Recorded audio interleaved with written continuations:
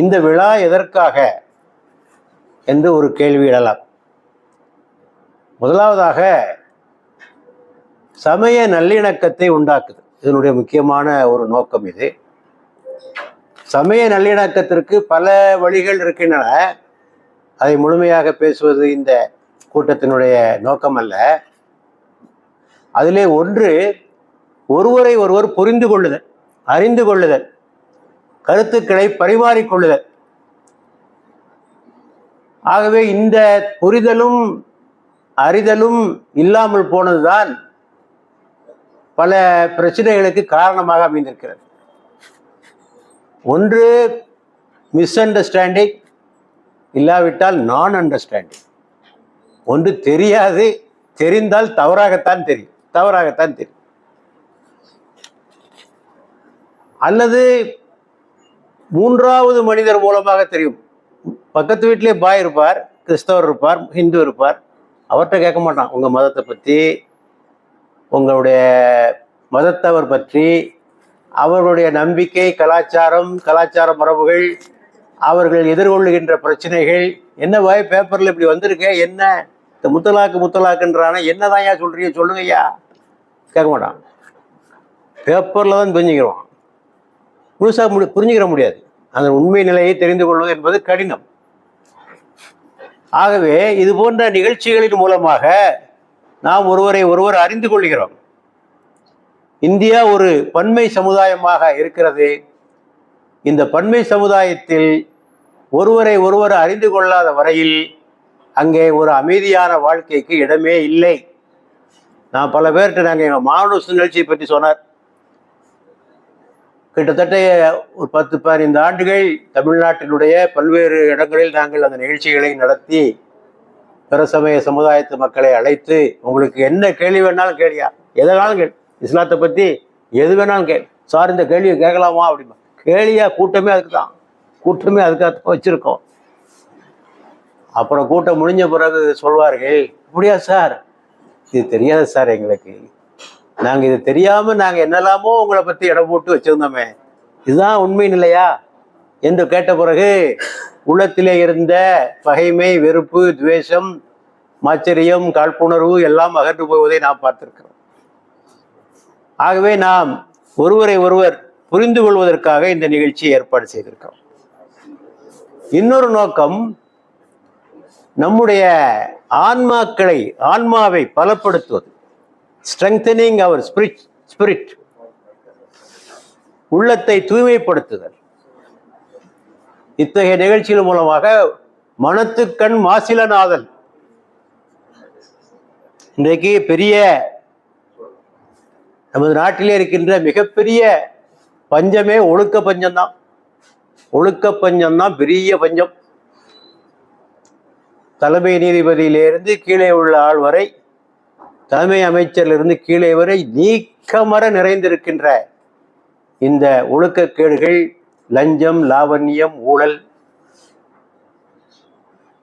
செய்கின்ற வேலையிலே அலட்சியம், அக்கறையின்மை. சொன்னார்கள் இந்தியாவை பீடித்திருக்கிற நோய்கள். லெத்தார்ஜி என்கிற நோய். எதிலுமே ஒரு சுறுசுறுப்பாக இயங்காதிருப்பது. இன்னைக்கு வா, நான் இன்று போய் நாளை வா, அரசு அலுவலகத்துக்கு போங்க சார், நாளைக்கு வாங்க சார், நாளைக்கு வாங்க சார், என்னைக்கு சார் வேலை முடியாது. இங்கே இருக்கிற ஃபைல் எடுத்து இங்கே தர்றதுக்கு 5 நாள் ஆகும். அவனுக்கு 5 நாள் ஆகும். லெத்தார்ஜி. 2வது ஊழல். எங்கு பார்த்தாலும் ஊழல். யார்கிட்ட போய் கம்ப்ளைண்ட் பண்ணுறதுன்னு தெரியல. கீழதிகாரியை பற்றி மேலதிகாரிகிட்ட ஊழல் கம்ப்ளைண்ட் பண்ண முடியாது. அவருக்கு மேலே இருப்பார். அவரு அமைச்சர்கிட்ட போகலான்னு சொன்னால் அமைச்சர் இவர்கிட்ட தான் கமிஷன் வாங்கிட்டு இருக்காரு. அவரே சொல்கிறான், சார் நாங்கள் உங்கள்கிட்ட கமிஷன் லஞ்சம் வாங்கி எங்களுக்கா, அமைச்சருக்கு ஒரு பங்கு போகுது சார், நான் இந்த இடத்துக்கு வர்றதுக்கு எவ்வளோ ரூபா கொடுத்துருக்கேன் தெரியுமா. இப்போ அமைச்சர்கிட்டே பேச முடியாது. அடுத்தபடியாக இன்எஃபிஷியன்சி, திறமை குறைவு, அலட்சியம். எந்த ஒரு வேலையிலும் ஒரு அலட்சிய மனப்பான்மை. ஆக லெத்தார்ஜி, கரப்ஷன், இன்எஃபிஷியன்சி இவையெல்லாம் நமது நாட்டை விட்டு போகாத வரை எத்தனை அரசுகள் மாறினாலும் எத்தனை கட்சிகள் மாறினாலும் நிலைமையிலே ஒன்றும் பெரிய மாற்றம் இராது, புரிந்து கொள்ளுங்கள். ஆகவே அவற்றையெல்லாம் சரிப்படுத்தி மக்களை ஆன்மீக சிந்தனை உள்ளவர்களாக, உள தூய்மை படைத்தவர்களாக, மனச்சாட்சிக்கு பயப்படுபவர்களாக அவர்களை மாற்ற வேண்டும் என்பதும் இந்த ஜமாத் இஸ்லாமியினுடைய நோக்கங்களிலே ஒன்று. திருக்குர்ஆன் அதைத்தான் சொல்லுகிறது. கத் அஃப்லஹ மன் தஸக்கா, எவன் தனது உள்ளத்தை தூய்மைப்படுத்தினானோ அவன் வெற்றி அடைந்து விட்டான். பெரிய வெற்றி மனசு சுத்தப்படுத்துறதாங்க. ஊரெல்லாம் சுத்தப்படுத்திடலாம், மனசை சுத்தப்படுத்த முடியாது. மனசை சுத்தப்படுத்துறது ரொம்ப கஷ்டமான காரியம். ஆகவே மனதில் நிறைந்திருக்கின்ற பொறாமை, ஆணவம், நயவஞ்சகம், பேராசை, பொருளாசை, பதவி ஆசை, புகழாசை இவற்றால் உள்ளம் நிரம்பி வழிகிற போது எங்கே மாற்றங்கள் ஏற்படும்? ஒரு மாற்றமும் நிகழாது, ஒன்றும் நிகழாது. இவற்றையெல்லாம் மாற்றி அவனை மனத்துக்கண் மாசிலனாக ஆக்குவதில் உள தூய்மை உள்ளவர்களாக அவர்களை உருவாக்குவது என்பதும் இந்த நிகழ்ச்சியினுடைய ஒரு நோக்கமாக இருக்கிறது. ஆக இப்போது கேள்வி, நோன்பு ஏன் என்ற ஒரு கேள்வி. நோன்பு என்ன ஒரு சடங்கா அல்லது தன்னைத்தானே வருத்தி கொள்கின்ற ஒரு செயலா? தன்னைத்தானே செல்ஃப் டார்ச்சர், செல்ஃப் அப்ளிக்ஷன், தன்னைத்தானே வருத்தி கொள்கின்ற செயலா? இதனால என்னையா லாபம்? ஏயா கொலைப்பட்டி கிடக்குறீங்க? காலிலேருந்து சாயந்தரம் வரைக்கும் தண்ணியும் சாப்பிடாம என்ன லாபம்? இதனால் உனக்கு என்ன லாபம்? நீ வாழுகின்ற சமுதாயத்திற்கு என்ன லாபம்? எந்த ஒரு செயலின் மூலமாக அந்த செயலை செய்பவனுக்கோ அவன் வாழுகின்ற சமுதாயத்திற்கோ லாபம் இல்லை என்றால் அதற்கு பெயர் சடங்கு. சடங்கு சடங்குகளை செய்வதனால் எந்த பிரயோஜனமும் கிடையாது. நோன்பு ஒரு சடங்கு அல்ல. ஆக நோன்பை புரிந்து கொள்ள வேண்டும் என்று சொன்னால் முதலாவது கொஞ்சம் இஸ்லாத்தையும் புரிந்து கொண்டால்தான் இஸ்லாம் என்ற கட்டிடத்தில் நோன்பு எந்த இடத்தில் வருகிறது என்று உங்களுக்கு புரியும். நீங்கள் ஒரு வீட்டை கட்டுகிற போது முழு ப்ளூ பிரிண்டை பார்க்கணும். முழு ப்ளூ பிரிண்டை பார்த்தா தான் சமையலறை எங்கே வருது, வரவேற்பறை எங்கே வருது என்றெல்லாம் உங்களுக்கு புரியும். வெறும் வரவேற்பறையை மட்டும் பார்த்தால் ஒன்றும் புரியாது. ஆக இஸ்லாம் என்ற வார்த்தைக்கு அமைதி என்று பொருள். இஸ்லாம் என்றால் அமைதி, வேற வார்த்தையும் கிடையாது. முகமதிய மதம் என்பதெல்லாம் தவறான பெயர்கள். அப்படி ஒரு பேர் இல்லை, இது வெள்ளக்காரங்க வச்ச பேர், முகமடனிசம். It is a மிஸ்நோமர். அப்படி ஒரு பேர் கிடையாது. முகமது இந்த மதத்தை ஆரம்பிக்கவில்லை. ஆகவே முகமதிய மதம் என்று சொல்வதும் தவறு. முகம்மதுவை நாங்கள் வணங்குவதும் இல்லை, அவரை நாங்கள் வணங்குவதும் இல்லை. எங்கேயாவது பார்த்துருக்கீங்களா அவருடைய சிலையை, உருவத்தை, படத்தை? ஒன்றும் கிடையாது, ஒன்றும் கிடையாது. ஆக எங்கும் அமைதி நிலவ வேண்டும், எங்கும் சாந்தி நிலவ வேண்டும் என்பதுதான் இஸ்லாத்தினுடைய நோக்கு. ஒருவரை ஒருவர் சந்தித்துக் கொள்கின்ற போது என்ன சொல்கிறார்கள்? அஸ்ஸலாமு அலைக்கும். அஸ்ஸலாமு அலைக்கும் என்றால் உங்கள் மீது சாந்தி உண்டாகுக என்று பொருள். வீட்டுக்குள் நுழைகின்ற போது சொல்ல வேண்டிய வார்த்தை அஸ்ஸலாமு அலைக்கும். தொழுகை முடிவுற்றால் சொல்ல வேண்டிய வார்த்தை அஸ்ஸலாமு அலைக்கும். ஆகவே எங்கும் சாந்தி. இந்த சாந்தியை இஸ்லாம் 3 வகையாக பிரிக்கிறது. அவனோடு பெற வேண்டிய அமைதி, பீஸ் வித் ஹிம்செல்ஃப். இரண்டாவது, பீஸ் வித் தி சொசைட்டி, சமூகத்தோடு அவன் பெற வேண்டிய அமைதி. மூன்றாவது, இறைவனோடு பெற வேண்டிய அமைதி, பீஸ் வித் தி காட். ஆக அவனோடு அமைதி பெற வேண்டும். சமூகத்தில் வாழுகின்ற பல்வேறு தரப்பு மக்களோடு, கணவனோடு, மனைவியோடு, பிள்ளைகளோடு, பெற்றோரோடு, உறவினர்களோடு, அண்டை வீட்டரோடு, ஏழைகளோடு, தொழிலாளியோடு, முதலாளியோடு, நலிவுற்ற பிரிவினரோடு, இப்படி பல்வேறு தரப்பினரோடு அமைதி பெறுவது. அது விரிவாக பேச வேண்டிய தலைப்பது. குர்ஆனும் ஹதீஸும் முழுசா அதான் இருக்கு, மெயினா அதான் இருக்கு. அதுல மூன்றாவது, நம்மை படைத்த இறைவனோடு எப்படி அமைதி பெறுதல் என்பது. இப்ப முதலாவதாக தன்னளவிலே அவன் அமைதி பெறுதல் பற்றி கொஞ்சம் பார்க்கலாம். நான் ஏற்கனவே சொன்னேன், அமைதியை கெடுப்பது உள்ள கெட்டு போச்சுன்னா அமைதி கெட்டு போச்சு. பொறாமைக்காரனுக்கு அமைதி இருக்குமா? ஆணவக்காரனுக்கு அமைதி இருக்குமா? நயவஞ்சகனுக்கு அமைதி இருக்குமா? புகழாசை பிடிச்சவனுக்கு அமைதி இருக்குமா? பேராசை பிடிச்சவனுக்கு அமைதி இருக்குமா? கிடையாது. அவனுக்கு அமைதி என்பது கிடையாது. எத்தனை கோடியை வைத்திருந்தாலும் அவனுக்கு அமைதி கிடையாது. அந்த அமைதிக்கான பயிற்சிகளை அளிப்பதுதான் இந்த நாங்கள் செய்கின்ற இந்த 4 முக்கியமான கடமைகள். தொழுகை, நோன்பு, ஜகாத்து, ஹஜ் என்பது இந்த ஒழுக்கத்திற்கான உள தூய்மைக்கான பயிற்சி. தொழுகையை பற்றி குர்ஆன் சொல்லுகிற போது, தொழுகை வானக்கேடான செயல்களிலிருந்தும் தீமைகளிலிருந்தும் உங்களை காக்கிறது என்று குர்ஆன் சொல்லுகிறது. இதுதான் தொழுகையினுடைய நோக்கம். பல பேர் எண்ணுவாங்க, ஏயா ஒரு நாளைக்கு 5 நேரம் போய் தொழுதுட்டு கிடக்குறியே, வாரத்துக்கு ஒரு நாள் தொழுதா போதாது என்று கூட பலருக்கு எண்ணலாம். என்ன, காலையில வைகறை நேரத்தில் பள்ளி வாயிலுக்கு போய்விட்டு வந்திருக்கிறாய், மீண்டும் மதிய வேளையில் பள்ளி வாயிலுக்கு போக வேண்டும், இறைவனை சந்திக்க வேண்டும். அதற்கு இடைப்பட்ட நேரத்தில் நீ செய்கின்ற காரியங்களை எல்லாம் இறைவன் கண்காணித்துக் கொண்டிருக்கிறான் என்ற உணர்வு உனக்கு வேண்டும்.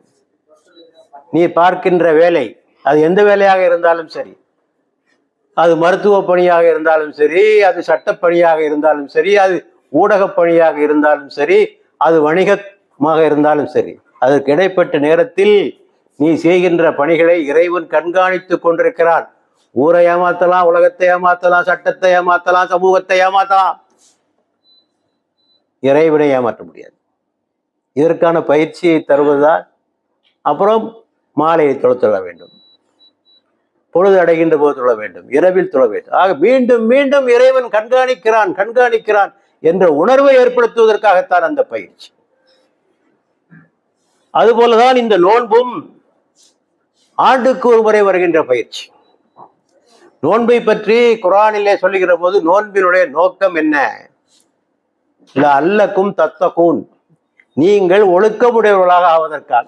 அரபியிலே தக்வா என்ற வார்த்தை, தக்வா என்றால் இறையச்சம், இறைவன் கண்காணிக்கிறான். எல்லோருக்கும் புரிந்து கொள்கின்ற பாசையிலே சொல்வதாக இருந்தால் ஒழுக்கம் உள்ளவனாக ஆவது என்பதுதான் அதற்கு பொருள். வயிற்றுக்கு மட்டுமல்ல நோன்பு. அதான் ஒரு அறிஞரிடத்தில் ஒருத்தர் கேட்டார், நோன்பு பிடித்து கொண்டு எச்சிலை முழுங்கலாமான்னு கேட்டார். அந்த அறிஞர் சொன்னார், எச்சில முழுங்கலாண்டா, அடுத்தவன் சொத்தை தாண்டா முழுங்கப்படாது, அடுத்தவன் சொத்தை தான் முழுங்கப்படாது. எச்சில முழுங்கலாம் என்னையா தப்பு இருக்கு? ஒவ்வொரு எச்சியும் நீ முழுங்குற, இதை போய் நிறைய பேர் குச்சின்னு துப்பிக்கிட்டே இருப்பான். ஆனா இதாடா பெருசு, அடுத்தவன் சொத்தையே விளக்கிட்டு இருக்கடா நீ, உருப்படுவியா நீ? நபிகள் நாயகம் சொன்னார்கள், ஒருவன் பொய் பேசுவதையும், நோன்பு நோட்ட நிலையில் பொய் பேசுவதையும் அதன்படி செயலாற்றுவதையும் விட்டுவிடவில்லை எனில் அவனுடைய தாகமும் பட்டினியும் இறைவனுக்கு அவசியம் இல்லை. நீயே வச்சுக்கோ, உன் நோன்ப நீயே வச்சுக்கோ. பள்ளி வாயிலே உட்கார்ந்து 2 பேர் புறம் பேச அதை கவனித்த பெருமானார், நீங்கள் நோற்ற நோன்பு வீணாகி விட்டது, இதற்கு பதிலாக புதிய நோன்பொன்றை நோற்றுக் கொள்ளுங்கள் என்று சொன்னார். தண்ணி குடிக்கல, உணவு அருந்தல, புறம் பேசினது முடிஞ்சு போச்சு. நோன்பு இருக்கிற போது நீங்கள் உங்களுடன் யாரேனும் சண்டையிட வந்தால் நான் நோன்பாளியாக இருக்கிறேன் என்று சொல்லி விலகிவிடுங்கள். ஆக எல்லாவற்றுக்கும் நோன்பு. தீயவற்றை பார்க்காதே, தீயவற்றை பேசாதே, தீயவற்றை கேளாதே, தீயவற்றின் பக்கம் நெருங்காதே என்பதுதான் நோன்பினுடைய சுருக்கமாக சொல்வதாக இருந்தார். ஆக இதற்குத்தான் 30 நாட்கள். பல பேர் சொல்லுவாங்க பசியை உணர்வதற்கு என்று, அதுவும் தப்பு ஒன்றும் இல்லை. ஆனா பசியை உணர்வதற்கு எதுக்கு 30 நாள்? 2 நாள் பட்னியா இருந்தா பசின்னா என்னன்னு தெரிஞ்சு போகுது. எதுக்கு 30 நாள் போட்டுக்கிட்டு தேவையில்லாம பட்னி கிடக்க வேண்டிய அவசியம் என்ன வந்துச்சு? ஒன்றும் கிடையாது.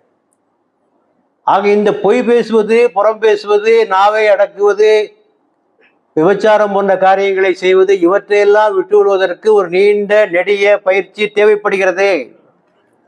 அந்த பயிற்சி அளிப்பதற்காகத்தான் 30 நோன்பு. ஆகவேதான் நபிகள் நாயகம் சொன்னார்கள், நோன்பை நோற்றும் அதன் மூலம் பயிற்சி பெறாதவர்களை பற்றி நபிகள் நாயகம் சொல்லிய ஒரு கருத்து, இவர்கள் இரவெல்லாம் விழித்ததை தவிர வேற எதனையும் பெற்றுக்கொள்ள மாட்டார்கள். ஒரு நன்மையில் அப்போ பகலெல்லாம் பட்டினி கிடந்ததை தவிர இவர்களுக்கு வேறொன்றும் இல்லை என்று சொன்னார். இப்ப அடுத்த கேள்வி, நோன்பு எப்படிங்க இதுக்கெல்லாம் பயிற்சி கொடுக்குது? நீங்க சொல்றது சரிதான். நோன்பு எப்படி இதுக்கெல்லாம் பயிற்சி கொடுக்கிறது?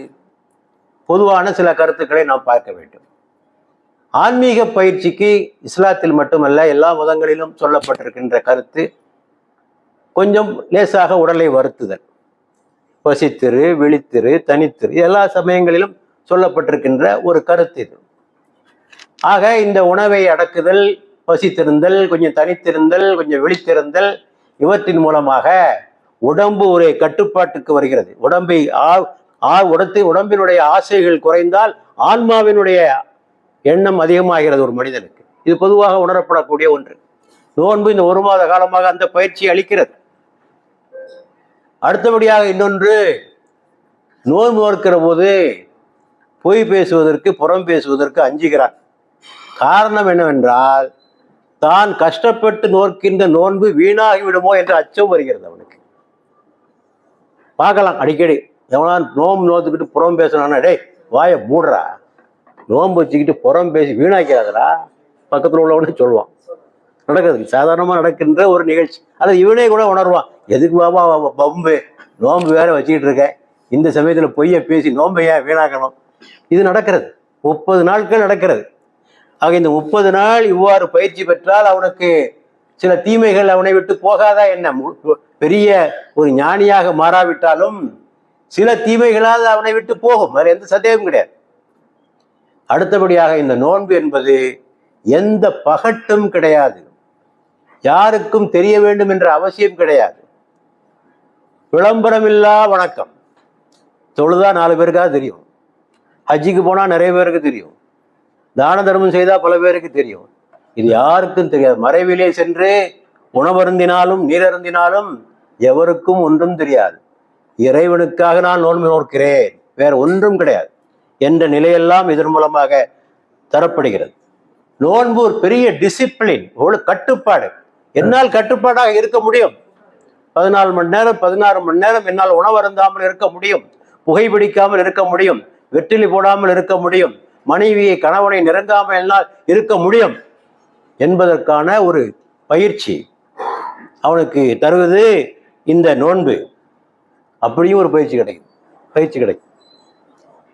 அடாப்டேஷன், எந்த சூழ்நிலைக்கும் தன்னை மாற்றிக்கொள்கின்ற, தகவமைத்துக் கொள்கின்ற பயிற்சி. நோன்பு நோற்றவர்கள் எந்த சூழ்நிலைக்கு தங்களை பாதுகாத்துக் கொள்வார்கள். சின்ன சின்ன விஷயத்துக்கெல்லாம் கோவப்பட மாட்டாங்க, தட்டெல்லாம் தூக்கி எறிய மாட்டாங்க வீட்டில், இல்லையா? சின்ன சின்ன விஷயத்துக்கெல்லாம் தட்டுகளை தூக்கி எறிய மாட்டார்கள். இப்படி பல வகைகளிலே நோன்பு பயிற்சி அளிக்கிறது. அடுத்தபடியாக நாம் ஏற்கனவே சொல்லிய இரக்கம், கருணை, நோன்பினுடைய பசியை உணர்ந்த காரணத்தினால் கருணை, இரக்கம் இந்த நோன்பு காலத்திலே எல்லோரும் தாராளமாக கொடுப்பார்கள். நம்மளால் முஸ்லிம் சமுதாயத்திலே அதிகமாக நன்கொடைகள் வசூலிக்கப்படுகின்ற மாதம் இந்த மாதம்தான். மிகப்பெரிய அளவில் நன்கொடை வசூலாகும். அது நோன்பு ஏற்படுத்திய ஒரு தாக்கம் என்பதை யாராலும் மறுக்க முடியாது. மிகப்பெரிய மனிதநேய பண்பு மலர்வதும் இந்த நோன்பின் மூலமாக. அத்தோடு இது ஒரு சமத்துவத்திற்கான ஒரு பயிற்சி. எல்லாரும் நோன்பு நோற்றாகணும். சில சமயங்களில் மத குருமார் நோன்பு நோற்பார், மற்றவங்க நோன்பு நோக்க மாட்டாங்க. இப்படிலாம் இருக்கு, சில தத்துவங்கள்லாம் இருக்கு. அப்படிலாம் ஒன்றும் கிடையாது. எல்லாரும் நோன்பு நோற்றாக வேண்டும். அதில் யாருக்கும் எந்த விதிவிலக்கும் கிடையாது. அதில் பாமரர், பண்டிதர், மத குருமார்கள், சாதாரண மக்கள் என்றெல்லாம் ஒன்றும் கிடையாது. ஆக இந்த சமத்துவ சகோதரத்துவத்திற்கான ஒரு பயிற்சி. ஏனென்றால் இஸ்லாத்தினுடைய அடிநாதம் சமத்துவம் தான். ஒன்றே குலம், ஒருவரே தேவன். இதுவரை இஸ்லாம் வெறும் தத்துவமாக முழங்கியதல்ல, செயல்படுத்தி காட்டியிருக்கிறது. உலக வரலாற்றில் நீங்கள் படித்தால் இது உங்களுக்கு புரியும். அப்துல் காதர் முதலியாரை உங்களால் பார்க்க முடியுமா? அப்துல் குத்தூஸ் நாடாரை உங்களால் பார்க்க முடியுமா? முடியாது, எங்கேயும் பார்க்க முடியாது.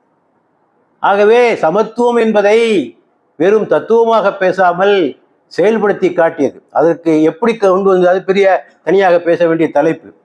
ஆனால் அதிலே ஒன்று, இந்த வணக்கங்களும் அதற்கு ஒரு காரணமாக அமைந்திருக்கு. தொழுகையிலே எல்லாரும் சமமாக நிற்கிறாங்க.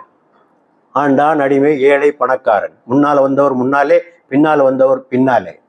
மத குரு என்று ஒருவர் கிடையாது. யார் வேணாலும் தொழுகை நடத்தலாம். தொழுகை நடத்த தெரிந்திருக்க வேண்டும், அவ்வளவுதான். தொழுகை நடத்த தெரிந்திருக்க வேண்டும் என்று அதற்கென்று ஒரு இனம், அதற்கென்று ஒரு கூட்டம் என்னெல்லாம் ஒன்றும் கிடையாது. இப்படியாக பல வகையான பயிற்சிகளை இஸ்லாம் அளிக்கிறது. ஆகவே சுருங்க சொல்லின், இது மனிதனை உருவாக்குகின்ற ஒரு திட்டம். It is a man making process.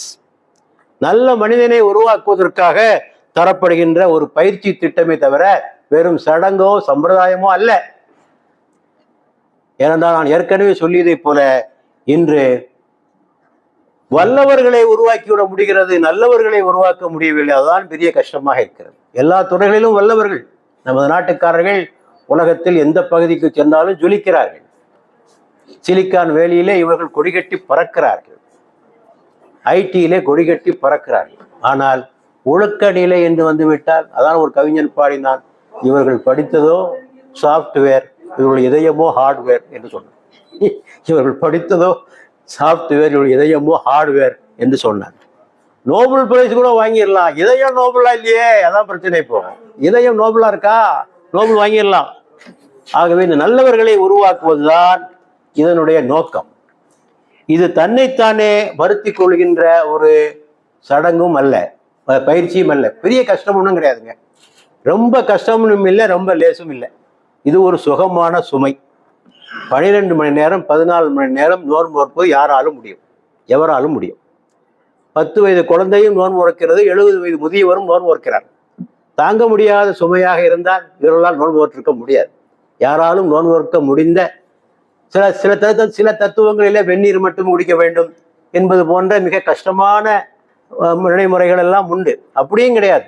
இன்னும் சில தத்துவங்களிலே வெஜிடேரியன் மட்டும் சாப்பிட்டுக்கோ, நான் வெஜிடேரியன் சாப்பிடாத என்று எளிமையான முறைகளும் உண்டு. அப்படியும் எளிமையும் கிடையாது, ரொம்ப கஷ்டமும் கிடையாது. ஆகவே மிக எல்லோரோடும் தாக்கிக் கொள்ள முடிந்த ஒன்றுதான். ஏனென்றால் இஸ்லாம் தன்னை பற்றி சொல்லுகின்ற போது, நான் ஒரு எளிமையான மார்க்கம், அத்தீனி யுஸ்ரன், நான் ஒரு எளிமையான மார்க்கம், மக்களுக்கு கஷ்டம் தருவோன் அல்ல என்ற ஒரு கருத்தையும் சொல்லுகிறதாக. இது தன்னைத்தானே வருத்தி கொள்வதும் அல்ல, இது ஒரு சடங்கும் அல்ல. நல்ல குடிமக்களை உருவாக்குவதுதான் இந்த நோன்பினுடைய நோக்கமாக திகழ்கிறது என்பதனை நான் இதன் மூலமாக சொல்லிக்கொள்ள விரும்புகிறேன். ஆக அப்படிப்பட்ட மனிதர்களை உருவாக்குவதற்காகத்தான் நாம் எல்லாம் இங்கே பாடுபட்டு கொண்டிருக்கிறோம். நான் ஏற்கனவே சொல்லியதை போல நாட்டிலே மிகப்பெரிய மாற்றம் தேவைப்படுகிறது தோழர்களே. எந்த அலுவலகத்திற்கு சொல்ல முடியல, எங்கேயும் போக முடியல, எங்கு பார்த்தாலும் ஊழல், எந்த பார்த்தாலும் ஒரு அலட்சிய மனப்பான்மை. ஒரு சாதாரண ஒரு பெட்டிஷனை எடுத்துட்டு கொண்டு ஒரு போலீஸ் ஸ்டேஷன்லேயோ ஒரு அரசு, யாரும் எதையும் கண்டுகொள்வதில்லை. பொதுமக்களை துச்சமாக மதிக்கிறார்கள். எங்கு போனாலும் லஞ்சம், எதிலும் லஞ்சம், எங்கும் ஊழல். எப்படி ஒரு நாடு முன்னேறும் என்று நீங்கள் கருதுகின்றீர்கள்? இவ்வளவு குறைகளை வைத்துக் கொண்டு நாடு முன்னேறும் என்று நீங்கள் கருதுகின்றீர்களா? நிச்சயமாக முன்னேறும். எழுதிக் கொள்ளுங்கள். முன்னேற ரெஸ்பான்சிபிலிட்டியும் இல்லை, அக்கௌண்டபிலிட்டியும் இல்லை, பொறுப்புணர்வும் இல்லை, யாருக்கும் பதில் சொல்ல வேண்டும் என்ற உணர்வும் இல்லை. ஆகவே இந்த நிலைகளை எல்லாம் மாற்றி அமைக்க வேண்டியிருக்கிறது. ஆகவே இந்த நோன்பினுடைய நோக்கம் ஒழுக்கமுள்ள மனிதனை, ஒரு சிறந்த சமுதாயத்தை உருவாக்குவதுதான் அதனுடைய ஒரு நோக்கம். அத்தோடு நம்மை படைத்த இறைவனோடு நாம் அமைதி பெற வேண்டும். இறைவனோடு அமைதி பெறுதல் எப்போது? இறைவன் இருக்கிறான் என்பதை ஏற்றுக்கொள்ள வேண்டும். முதலாவதாக இறைவன் இருக்கிறான் என்பதை ஏற்றுக்கொள்ள வேண்டும். படைத்தவன் இல்லாமல் படைப்புகள் உண்டா? எப்படி வரும்? படைத்தவன் இல்லாமல் படைப்புகள் எப்படி வரும்? கவிஞன் இல்லாமல் கவிதைகள் எப்படி வரும்? கவிஞன் இல்லாமல் கவிதைகள் எங்கிருந்து வரும்? இவற்றையெல்லாம் எண்ணி பார்க்க வேண்டும். தானாக தோன்றியது துல்லியமாக இயங்குமா? ஆகவேதான் இந்த உலகத்திற்கு இன்டெலிஜென்ட் யூனிவர்ஸ் என்று பெயர் வைத்திருக்கிறார்கள். எல்லாம் இந்த உலகம் துல்லியமாக செயல்படுகிறது, மனித உடம்பு துல்லியமாக செயல்படுகிறது, இயற்கை துல்லியமாக செயல்படுகிறது, கோலங்கள் துல்லியமாக சுழல்கின்றன. இவையெல்லாம் இவற்றிற்கு பின்னாலே மாபெரும் நுண்ணறிவு வாய்ந்த ஒரு சக்தி இருக்கிறது. ஆகவே இறைவன் இருக்கிறான் என்பதை ஏற்றுக்கொள்ள வேண்டும்.